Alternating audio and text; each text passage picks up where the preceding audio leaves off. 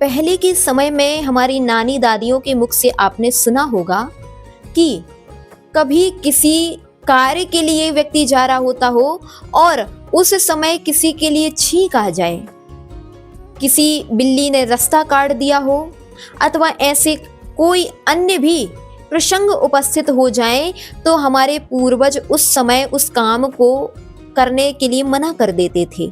आखिर क्या कारण है कि ऐसी क्रियाएं हो जाने पर वह शुभ कार्य का निषेध किया जाता था? तो हमारे शकुन शास्त्रों में इस बारे में विशेष वर्णन आता है कि हमारे शारीरिक क्रियाओं का प्रभाव पड़ता है अगर आगामी समय में हमारे साथ शुभ और अशुभ घटना होनी होती है, तो वह हमारे शारीरिक क्रियाओं से अथवा दूसरे के शारीरिक क्रियाओं से पहले ही वह उपस्थित हो जाता है।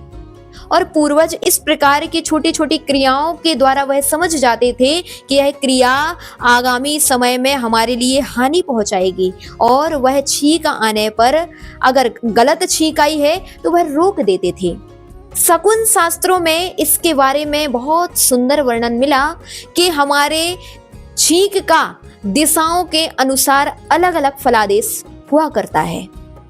जैसे मान लीजिए, अगर आपके लिए कोई कार्य करने जाना था, कोई शुभ कार्य करने जाना था और उसी समय आपको अथवा किसी दूसरे को छींक आ गई, ध्यान रखिए सभी छींक अशुभ नहीं है। कई ऐसी भी छींक होती है जो किसी के रोगजन्य हो, किसी को सर्दी हुई हो और उसके लिए छींक आ गई, तो ऐसी छींक आपके लिए फल नहीं देगी। लेकिन सामान्य रूप से अगर छींक आ गई तो वह नियमतः फल देगी, ऐसा हमारे शकुन शास्त्रों में लिखा है। पूर्व दिशा की ओर अगर मुख करके छींक आई है तो मृत्यु का कारण बनता है। पश्चिम दिशा की ओर अगर मुख करके छींक आई है तो मिष्ट भोजन की प्राप्ति होती है। उत्तर की ओर मुख करके अगर छींक आई है तो कलह उत्पन्न होता है, और दक्षिण की ओर मुख करके अगर छींक आई है तो हानि होगी। इसका तात्पर्य है कि आप जो कार्य करने जा रहे थे उस कार्य में आपको तदनुसार फल प्राप्त होंगे।